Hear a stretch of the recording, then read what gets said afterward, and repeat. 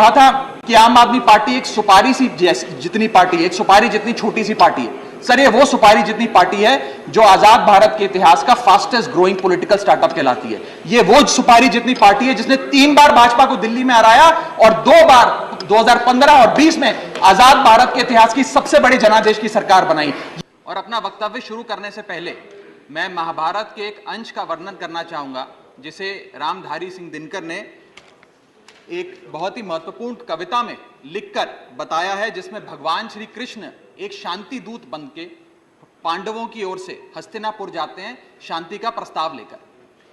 कवि लिखते हैं, मैत्री की राह बताने को, सबको सुमार्ग पर लाने को, दुर्योधन को समझाने को, भीषण विध्वंस बचाने को, भगवान हस्तिनापुर आए, पांडव का संदेशा लाए।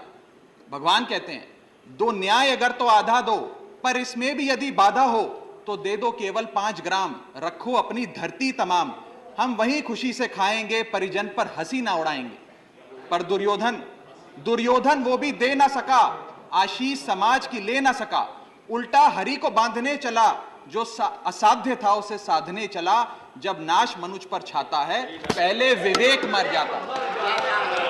सर, इसमें दिल्ली बिल का सार है। सर, हम न्याय की गुहार लगाने आपके सामने आए हैं, अपने हक मांगने आए हैं, अपने हक से ज्यादा मांगने नहीं आए। सर, मैं अपने वक्तव्य को 3 भाग में बांटता हूं। पहला कि यह बिल कैसे एक राजनीतिक धोखा है, पॉलिटिकल फ्रॉड है। दूसरा, यह कैसे एक संवैधानिक पाप है, कॉन्स्टिट्यूशनल सिन है। और तीसरा कि यह एडमिनिस्ट्रेटिव लॉकजैम यानी कि प्रशासनिक गतिरोध दिल्ली में कैसे पैदा कर देता है। सर, पहला राजनीतिक धोखा, यह कहानी है सर 1977 से लेकर 2015 की। लगभग 40 साल का लंबा संघर्ष भारतीय जनता पार्टी ने दिल्ली में पूर्ण राज्य का दर्जा स्थापित करने के लिए किया। 1977 में जब 3rd मेट्रोपॉलिटन काउंसिल दिल्ली में था, उसमें जनता पार्टी की सरकार थी। उन्होंने मता पास कर कहा कि दिल्ली को पूर्ण राज्य का दर्जा बनाएंगे। लगातार पूर्ण राज्य की दर्जे की मांग करते करते ये 1989 का लोकसभा का मैनिफेस्टो मैं बीजेपी का लाया हूं। 1989 के मैनिफेस्टो में पेज नंबर 361 पे पॉइंट नंबर 10 पे ये कहते हैं, ग्रांट स्टेटहुड टू यूटी और दिल्ली। यानी कि 1989 से लेकर लगातार ये लोग दिल्ली को पूर्ण राज्य का दर्जा दिलाने की मांग करते रहे।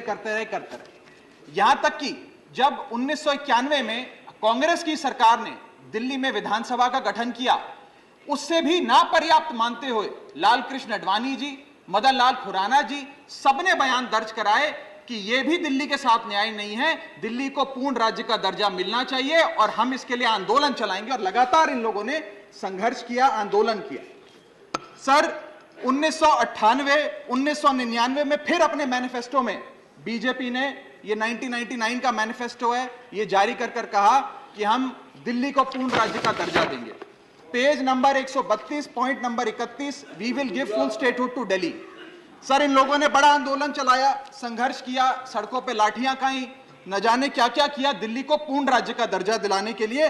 और अंततः वो दिन आया जिस दिन वाजपेयी सरकार के उप प्रधानमंत्री आदरणीय लाल कृष्ण आडवाणी जी इस सदन के भीतर एक बिल लाए, द कॉन्स्टिट्यूशनल अमेंडमेंट बिल 2003, जो दिल्ली को पूर्ण राज्य का दर्जा देता है। यह बिल आडवाणी जी इस सदन के भीतर लाए और कहा कि दिल्ली को अधिकार देने की जरूरत है, दिल्ली को पूर्ण राज्य का दर्जा भाजपा दिलाएगी। यहां भी बात खत्म नहीं होती सर। इसके बाद 2013 के अपने मैनिफेस्टो में बीजेपी ने कहा हम पूर्ण राज्य का दर्जा देंगे। इनकी जून 2013 में नेशनल एग्जीक्यूटिव की मीटिंग हुई, उसमें मता पास कर कहा हम दिल्ली को पूर्ण राज्य का दर्जा देंगे।